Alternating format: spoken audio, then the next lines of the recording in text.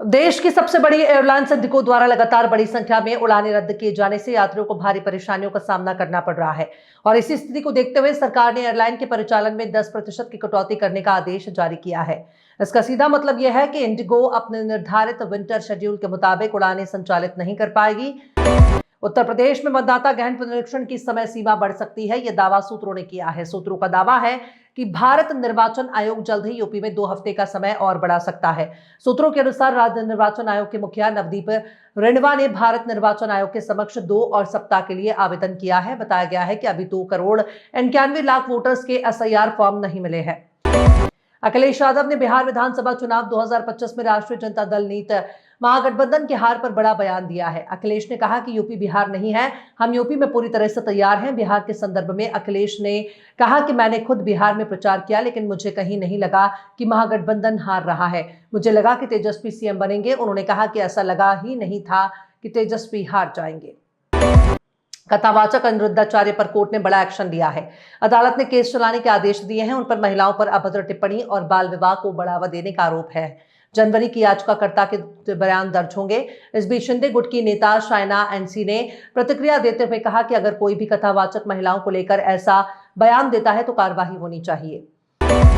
दीपावली को यूनेस्को की लिस्ट में जगह मिली है। दरअसल यूनेस्को की इंटर गवर्नमेंटल कमेटी की बैठक में दीपावली को यूनेस्को इंटेंजिबल कल्चरल हेरिटेज में जगह मिली है। इस ऐतिहासिक मौके को सेलिब्रेट करने के लिए दिल्ली के लाल किले, चांदनी चौक और कई सरकारी इमारतों को दिए और लाइटनिंग से सजाया गया।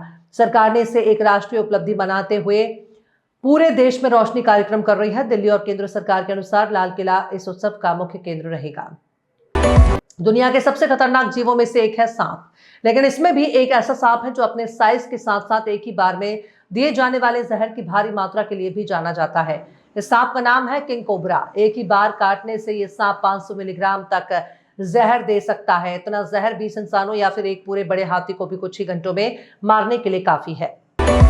मध्य प्रदेश में हीरो की नगरी पन्ना ने एक बार फिर अपनी चमक बिखेरी है। जिले के कृष्णा कल्याणपुर ग्राम में एक युवक द्वारा लगाई गई हीरा खदान से 15 कैरेट 34 सेंट वजन का उच्च गुणवत्ता वाला जेम्स क्वालिटी का हीरा निकला है।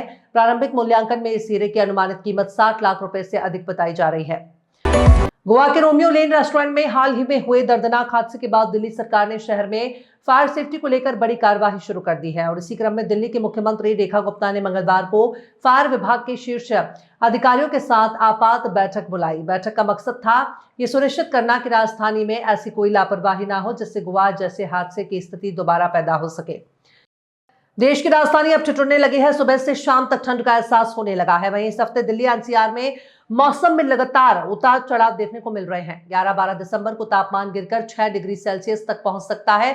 मौसम विभाग के अनुसार 9 से 14 दिसंबर के बीच सुबह के समय कोहरा और धुंध छाई रहेगी।